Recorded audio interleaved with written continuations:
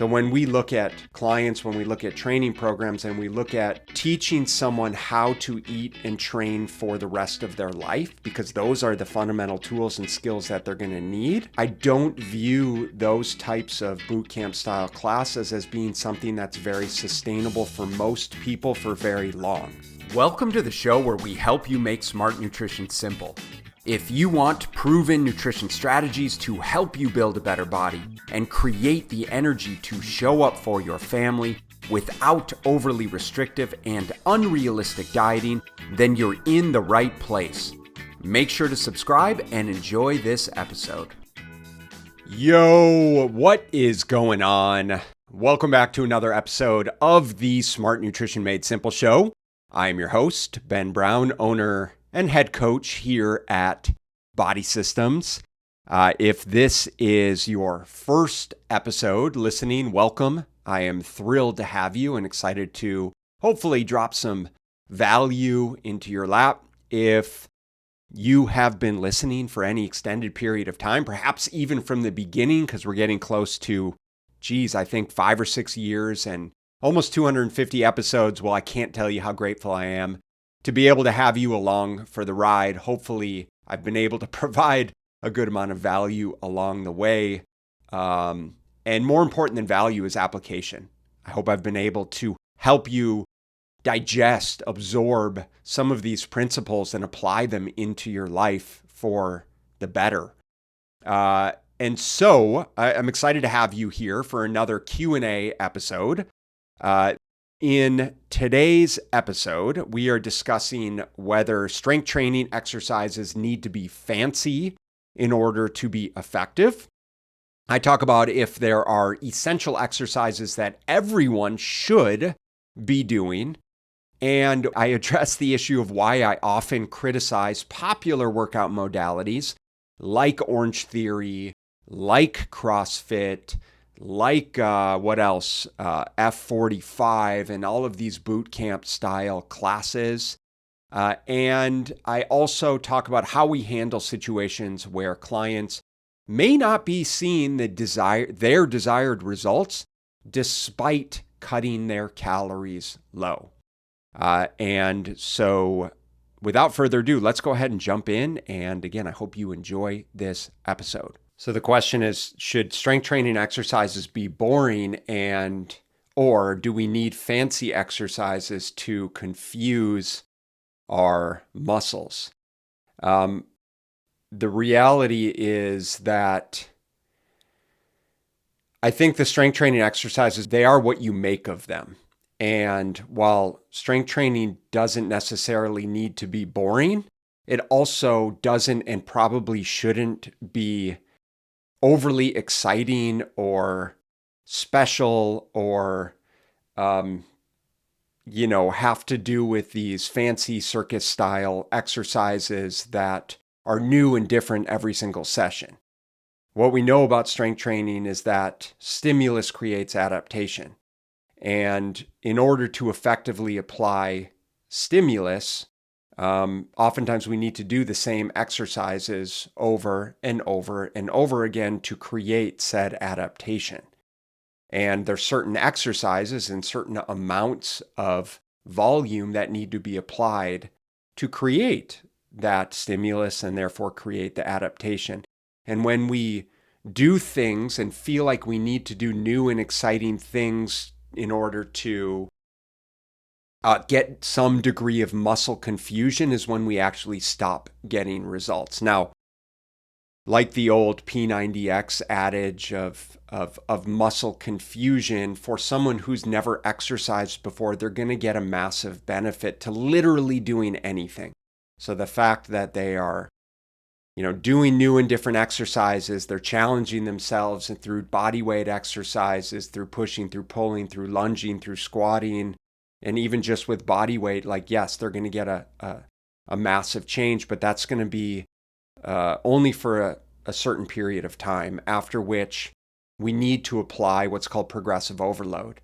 And progressive overload, as the name implies, is just progressively increasing the amount of stimulus, whether that's weight, whether that's reps, whether that's time under tension, to, again, to create that adaptation. So I think for most people, they should look for some aspect of boring in their training while still making sure that they're actually progressing from week to week. And if they can truly embrace that, then they're very likely to be making the progress that they're looking for, which should bring them the excitement and the challenge that they actually want. I think most people that train for a long period of time, that want to train for a long period of time, that find value in training, that benefit from training, end up doing the same exercises over and over again in some capacity. Now, there's always adjustments, progressions, regressions, and small changes that we can make to the Big Bang exercise. So everyone should squat, everyone should deadlift, everyone should do hip hinging exercises, everyone should do pushing and pulling and lunging exercises in some way, shape, or form. But there's hundreds of different exercises that we can apply to those primal movement patterns, which is what's so cool about strength training. So I can take one of those primal movement patterns and give you 10 different exercises that will apply to that range of motion, to the muscle groups that we're trying to stimulate. That's where the novelty can come into play, is I can give you 10 different squat variations. And it could even be the exact same exercise, but we can change the tempo, which changes the time under tension. We can change, the rep scheme. We can change the load. We can change the intensification parameters around how we're performing the exercise or what the set scheme looks like. And that's where seasoned trainers and trainees find the value, find the adaptation, is by not looking at new and different things. Like, I'm not going to go from conventional strength training, feel like I'm not making progress anymore, and then go do CrossFit, or then go do F45, or then go do OrangeTheory, or then go do spin classes. Like, that wouldn't make any sense. Instead would be, how can I create adaptation through different progressions of exercises?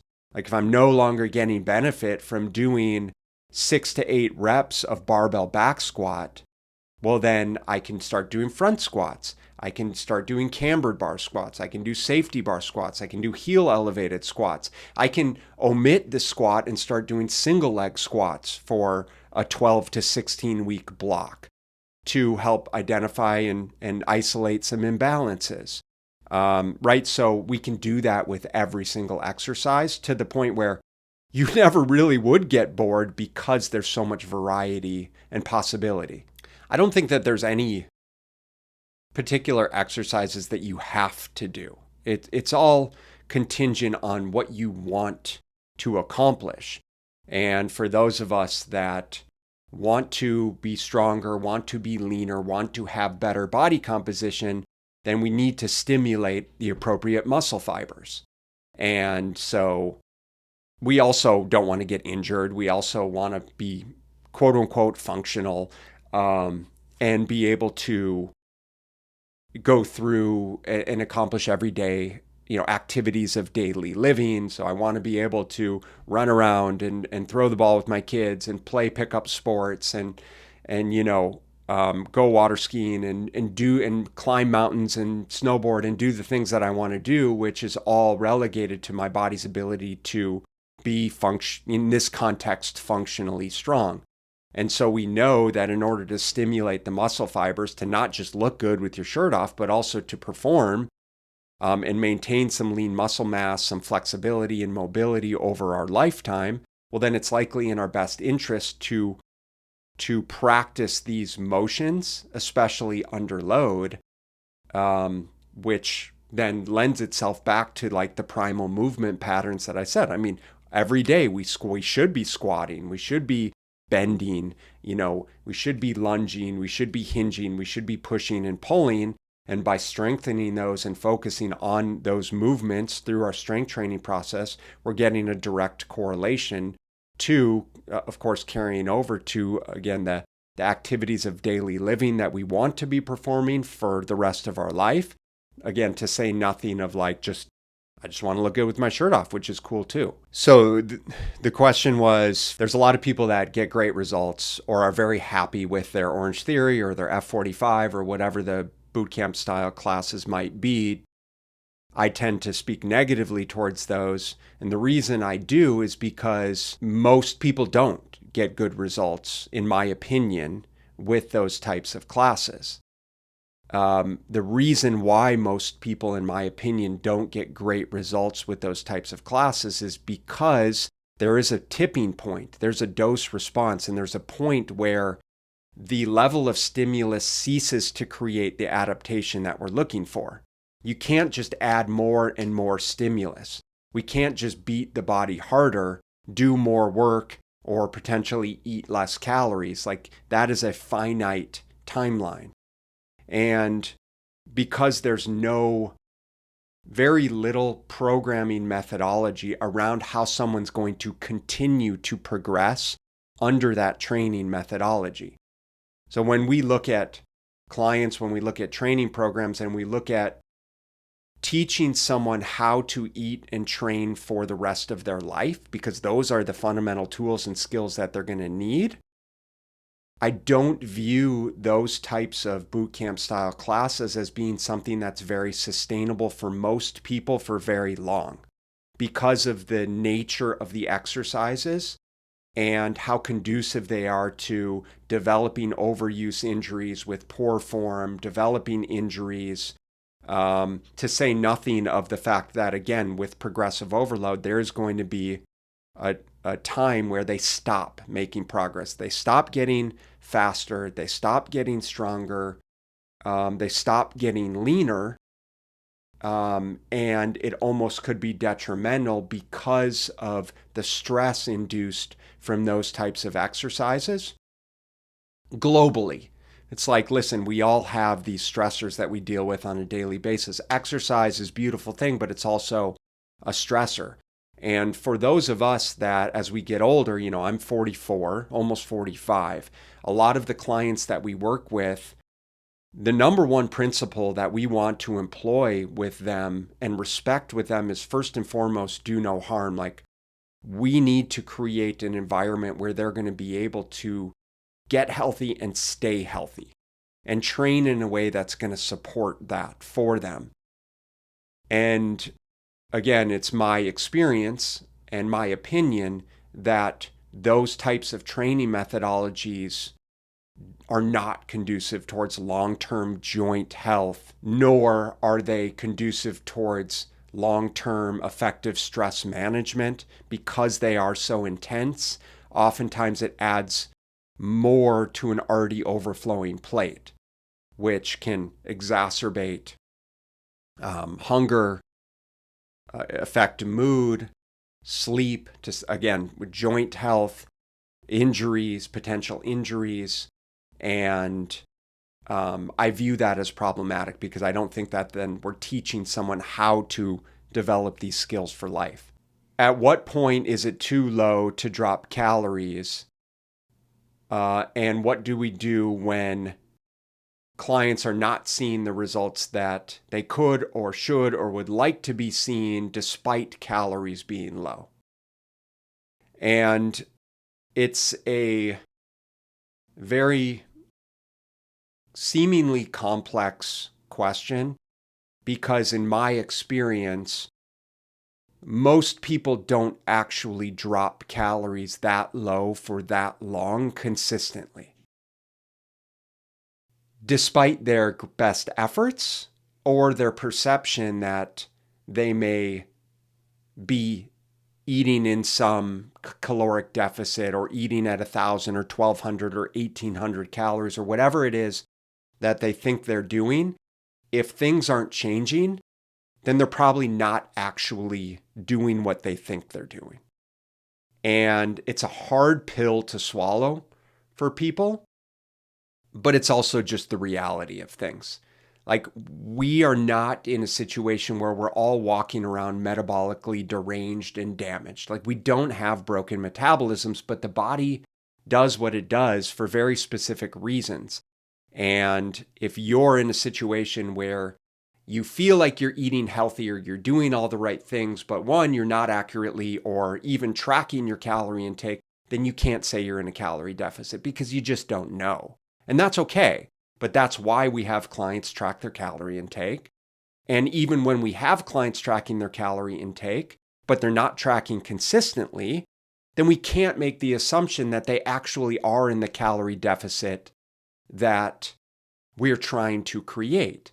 If it's Monday through Thursday, they hit their calorie numbers and then they're shoddy tracking, Friday, Saturday, Sunday, well, we can assume, and usually this is corroborated through communication, that they're overeating, they're overdrinking, and they're swinging the scale the complete opposite direction through their weekend behaviors, through lack of structure, through lack of strategy, through lack of planning, through poor commitments. And that's really the nature of the beast with most people that are not seeing the results that they want to see. So certainly the aspect of we're not actually creating the calorie deficit that we think we are creating.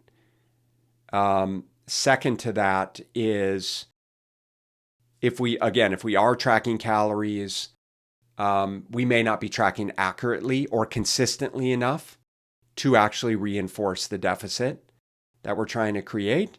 And if under the strange circumstances, the finite circumstances where someone might be eating what is perceived to be a very low calorie intake and they're not seeing change, it would beg the question of kind of what might we be missing in the process?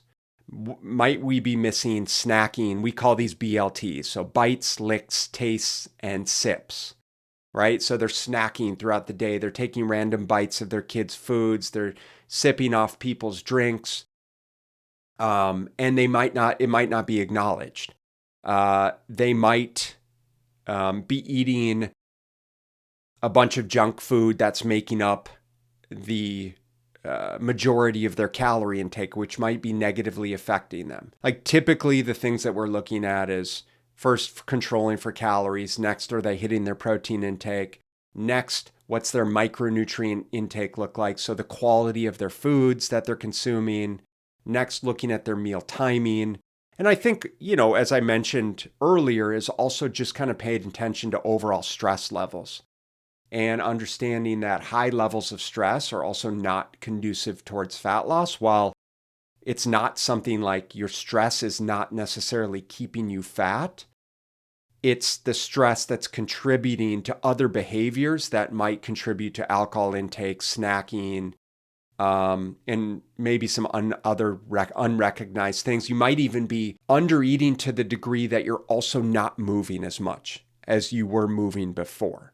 Because we see this metabolic compensation or this compensatory mechanism at play whereby, and this is very substantiated in the research, where it's like, hey, if I'm underfeeding someone, then their body's natural response is to downregulate. And say, well, because we're not getting very many calories, we're going to go out of our way to just slow things down. Our brain function goes down, our speed of talking, our NEAT, our non-exercise activity thermogenesis, just our random movements and daily movements start to dissipate. So we're more likely to sit on the couch, more likely to feel more lethargic. We're more likely to have more cravings and experience more hunger, to the degree that we might be more likely to snack and make up for the calories that we've created through that deficit, which is something that most people don't realize, which is also why it's really important that we don't keep people in very low calorie deficits for very long. Well, there you have it. That's it for this episode of the Smart Nutrition Made Simple show. If you have questions that you'd like us to tackle in an upcoming episode, then we can't wait to hear from you. So you can submit your questions directly by just messaging us on our social media. That's at Body Systems Coaching. Or you can just message me personally, ben@bodysystems.com. Appreciate you guys listening, and I will catch you in the next episode. Thank you so much for listening, and if you found this content valuable, here are 4 ways I can help you in your nutrition journey for free. 1. Grab a free copy of my Fat Loss Fix Guide at fatlossfixguide.com. 2. Join my free group at smartnutritionmadesimple.com. 3. Subscribe to my YouTube channel at smartnutritionmadesimple.tv.com. 4. Leave a 5-star rating and positive review so that we can gain access to more nutrition experts ready to share their knowledge with you and ultimately help more people make smart nutrition simple.